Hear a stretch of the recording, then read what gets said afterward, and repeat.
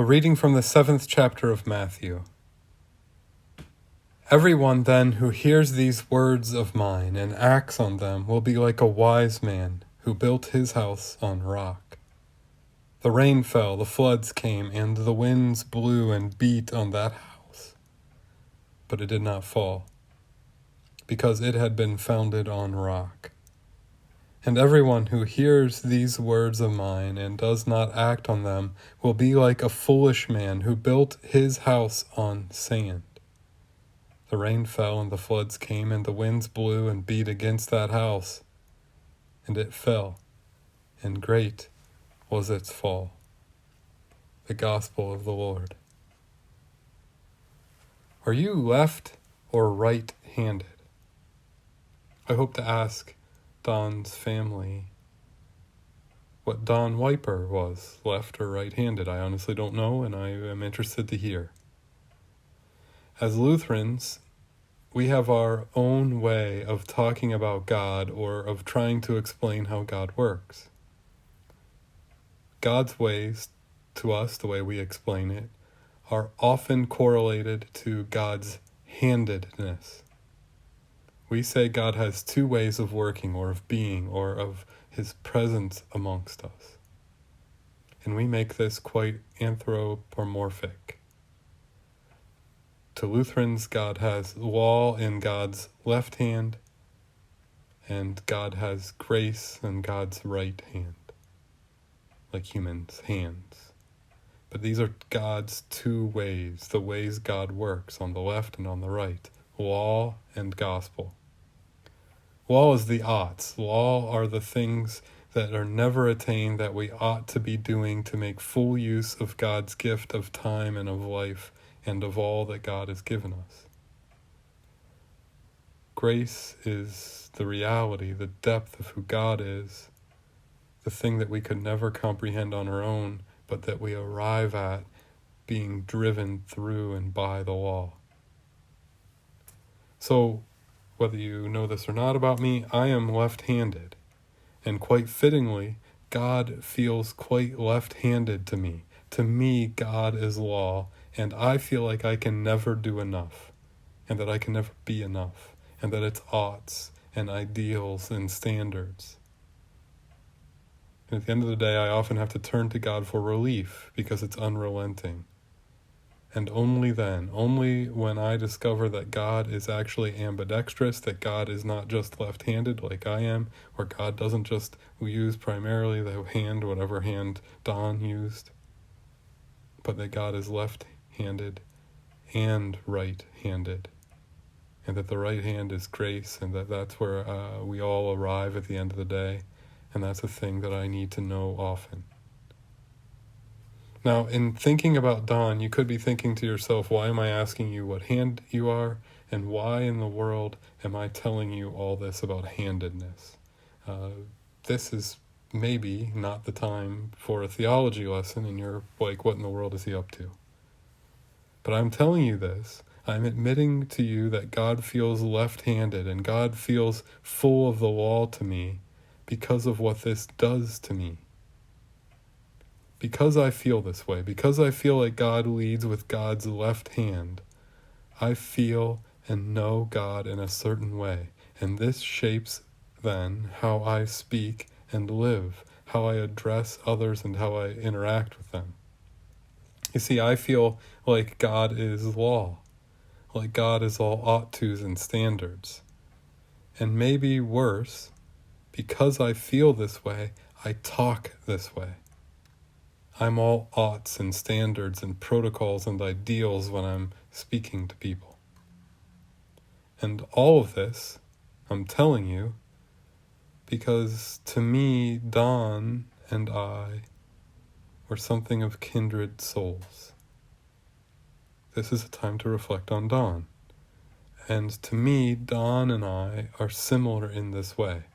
We might not be similar on what the ideal or the standard is every time, but we're similar on the idea that God seems to lead with this left hand and law, and that there's a way of doing things, and that we ought to explain or be a part of making sure everybody else feels this ought too.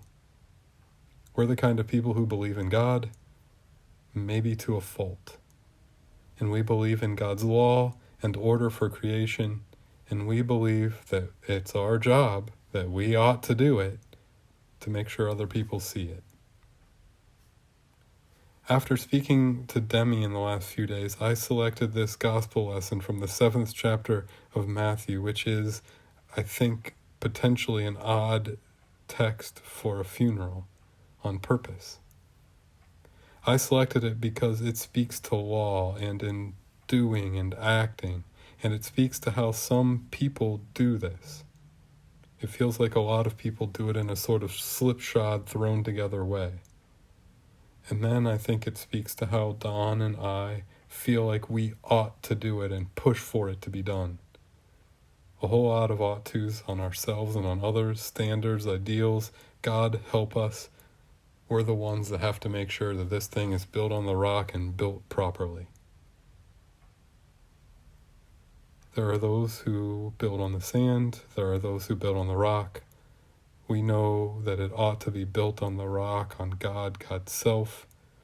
And wouldn't you know, we know exactly how to do it, and we're all law, and we're all about that. To me, Don was a man of ideas and ideals and standards and law. He knew what ought, and he pushed for it. I know, and I identified this, and I felt this around Don because we're kindred in this way. But here's the thing. In speaking to Demi the last few days, she's hit on another part of all that. Don, she's talked about, often said that he felt like he was getting the short end of the stick. Incidentally, Demi has been worried that holding his funeral in these days and in this way is just another instance of him getting the short end of the stick yet again. And you see, if I'm at all correct here about the handedness and feeling like God leads with the left hand and that Don and I are similar in this feeling, and maybe you all are too, I can speak about this short end of the stick part too because I can speak to experience.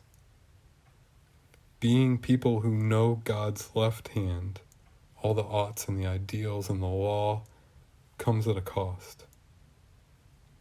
Ideals come at the cost of connection with others.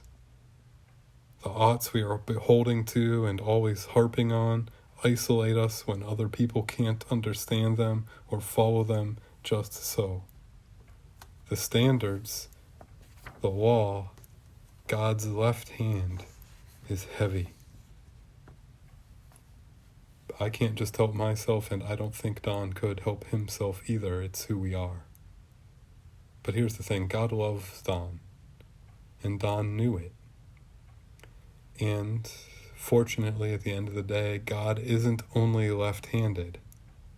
And I believe underneath all of the oughts and the standards, Don knew about God's right hand too. I think he knew how wonderful grace can be. This is true. The story I'm going to tell is true. I have always been among the worst pool players on all of God's green earth. Maybe it's because I'm left-handed, I don't know. But I'm horrible at it. I think it's just because I'm horrible at it. But not too long ago, really not long ago at all, as Don's memory was slipping, but when he was still at home, Demi suggested to me at one point that all I needed to do when I came to visit was just go down to their basement with him and play pool, which for me can be kind of embarrassing because I, in case I haven't told you, am the world's worst pool player. But wouldn't you know that this really helped?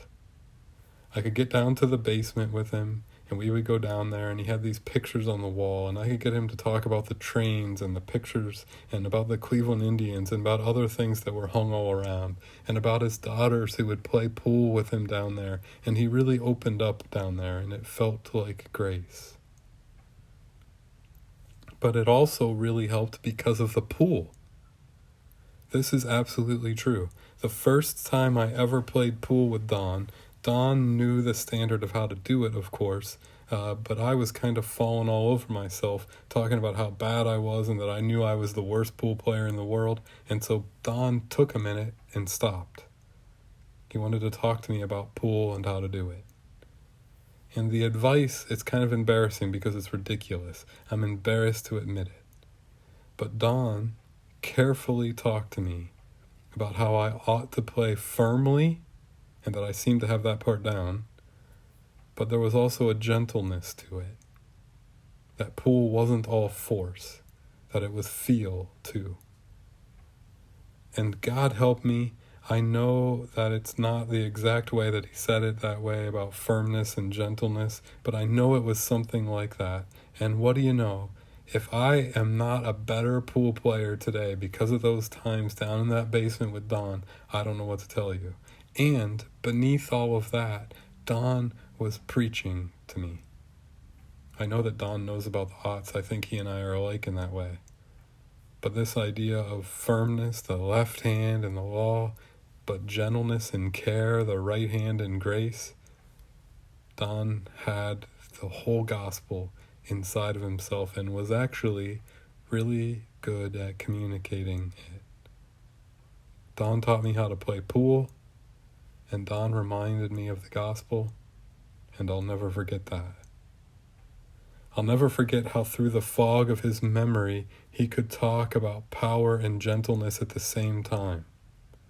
And I'll always remember that. That's left and right-handedness. That's law and gospel. Somewhere in there, Don knew it, and maybe even knew it better than I did.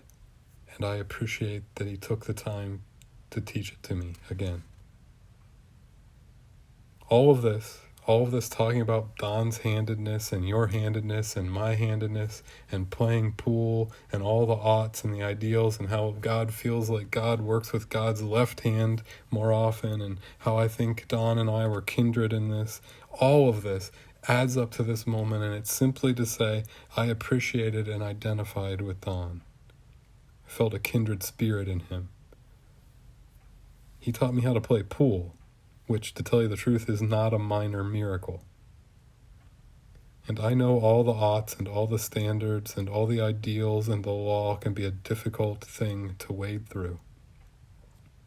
And I know it makes it hard when you're married to a person who this is the voice they have, or when you're raised by a person like this. I know it feels like a lot of oughts and a lot of heaviness. So you can take all this and you can leave it. But I'm pretty sure that regardless of what hand Don was, and knowing how much he was with the oughts and the ideals and the standards, I also believe he knew grace inside there somewhere too. And more than that, I believe that Don knows God's grace right now more than any of us can. And I believe for Don today, there is no longer any short side of the stick, and everything is the long side of the stick. And I believe that it's all for Don, and that Don has arrived in a place that is nothing but grace, and God's left hand that may have weighed so heavily for so long and been what came out of him is no longer the thing that weighs upon him, and it moves through the fog of memory, and Don knows now fully what grace and love is. I believe Don is now in a place where everything gets laid out perfectly, and where all the rules are kind of moot, and where there's respite from the law. And because of that, I can think about Don, and I can remember that, man, I'm a way better pool player now because of him. But I can truly think of Don and think, rest in peace, good and faithful servant.